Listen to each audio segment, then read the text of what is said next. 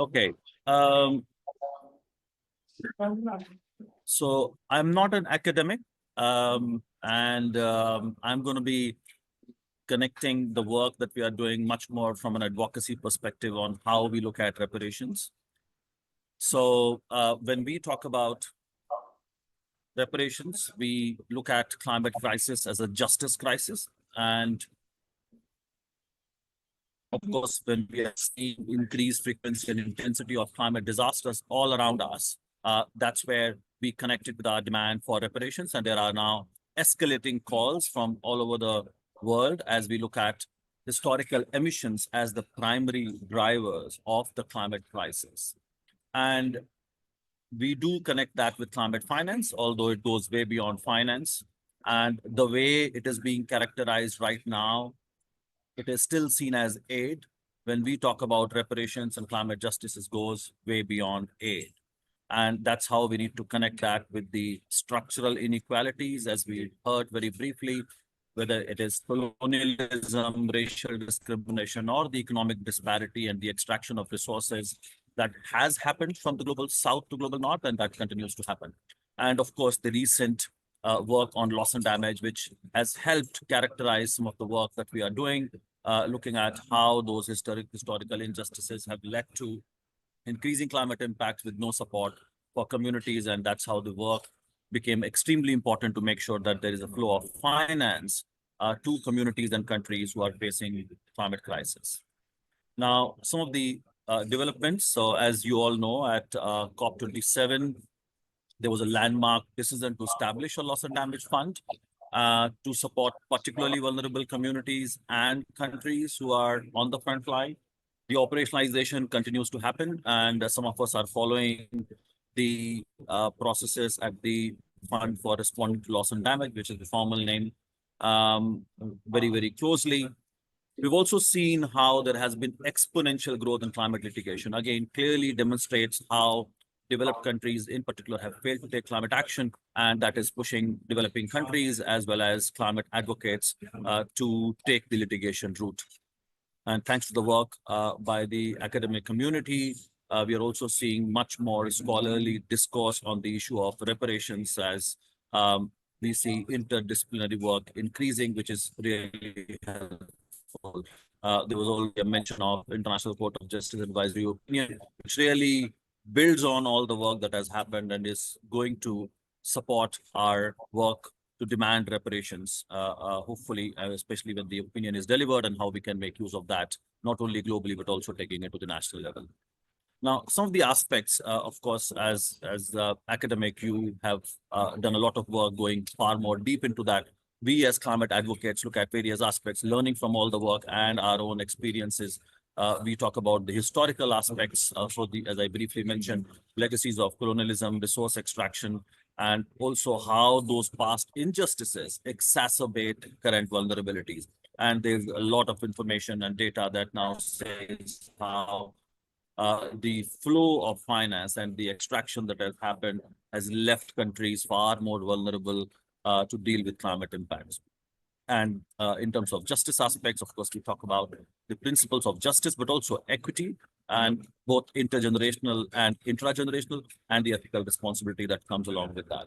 In terms of political aspects and the agreements that have been reached as part of the convention or Paris Agreement, clearly recognizing the differentiated responsibilities and respective capabilities, or what we call equity as shorthand, and how we need to have political will to overcome the opposition or the lack of action that we are seeing. At the same time, how do we involve communities and using participatory processes and encouraging their leadership.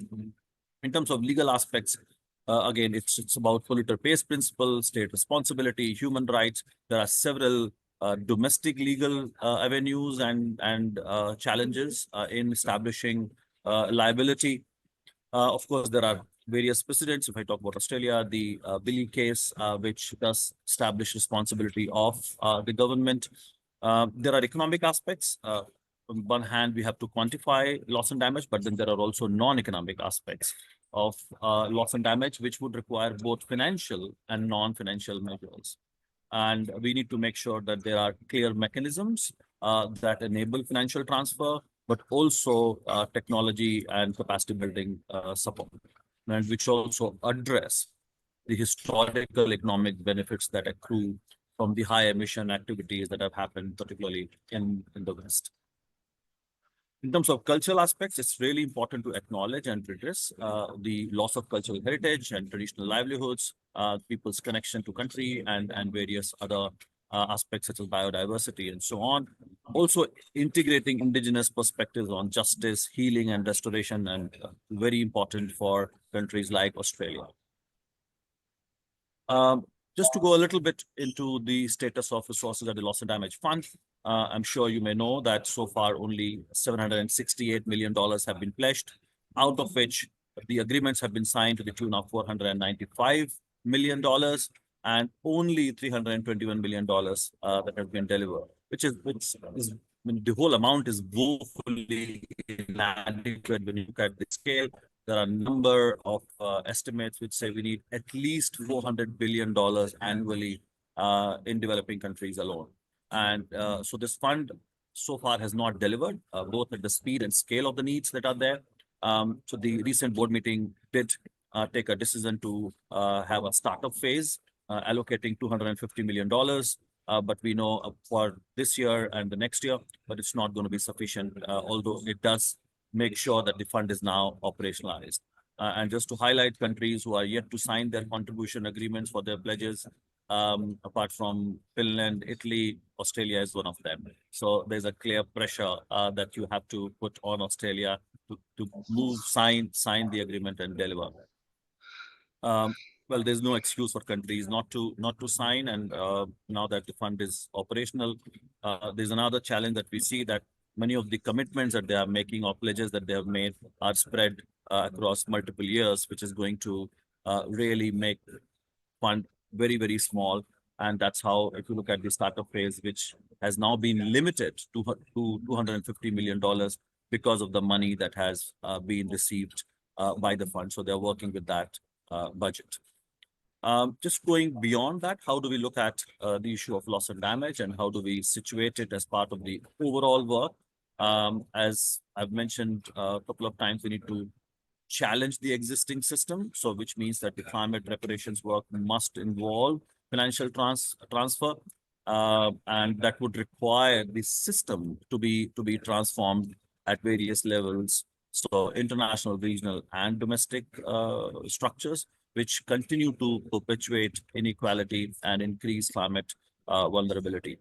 Of course, we need to look at the systemic issues and look at the historical aspect, how countries have been drained of resources, and the kind of trade rules we continue to see. Debt burdens have increased, and so is the illicit financial flows. And we all know that debt cancellation is high on the agenda this year, and as part of the Jubilee campaign. So there are some potential levers that we see for systemic change. As I said, debt cancellation, but particularly fairer international trade and investment agreements. Of course, we are living in a world where tariff is now at the center of our conversation for all the wrong reasons. We also need progressive international taxation, particularly on fossil fuel extraction, quite relevant for Australia. And how do we look at other avenues to raise money, such as financial transaction or the tax on shipping and aviation? There's also a huge demand for technology transfer, of course, reforming the international financial institutions to deliver climate justice, and ending fossil fuel subsidies, and redirecting that money to renewable energy, adaptation, and dealing with loss and damage. Very quickly on some of the pathways that we see to action. We need to continue to build coalition and consensus building. So which means we need a multi-stakeholder collaboration, and particularly academics playing a very important role to set the robust foundation for this work, and role of legal professionals and policymakers and climate justice advocates, indigenous leaders in particular affected communities, and even the private sector, which we also see in large part responsible for the climate crisis, in particular the fossil fuel and other polluting industries. But then there are ones who are willing to provide money for climate action. We need to build broader public support and generate more and more political will. Legal avenues, I've already talked about it, so I'll not get into details. So, of course, we need to continue to rely on strategic litigation and legislative reform and using human rights framework, as we have seen happening in both at national and international levels. There's also a body of work that needs to be done around culture so that we can promote the culture of reparations, and particularly talking about the responsibility, justice, and solidarity, which would require public education, awareness campaigns, and also talking about the stories of people. And of course, arts and culture play a very important role along with media engagement. Last two slides in terms of recommendations. And again, as we are with the academic community, so the kind of work that we do, as I said, is extremely valuable, and we need to make sure that this research is more action-oriented so that we disseminate the research in a manner that informs policies. We need a lot more help in quantifying loss and damage, both economic and non-economic loss and damage, and how we can support more reparative mechanisms. We need to support community voices and amplify their demands in case of Australia and beyond, particularly the voices of First Nations people, Pacific Islanders, and other frontline communities. And we need to have sustained advocacy work at all levels. I already talked about building coalition and public education. And for Australia, again, we are going to have a lot of discussion on Australia, but just to very briefly mention, we want Australia to acknowledge the historical responsibility. And as we already heard, the very little finance that Australia is providing across the range of climate action, including to the fund for responding to loss and damage. With COP31, we also would like to see a very different regional leadership, not what we have seen so far, and actively working with Pacific Island countries. We also need a domestic reparations framework in genuine partnership with First Nations people. And of course, Australia has to move away from fossil fuel extraction and export and use, so that it can bring down its emissions and do a fair share of climate action. Thank you very much. I hope I was within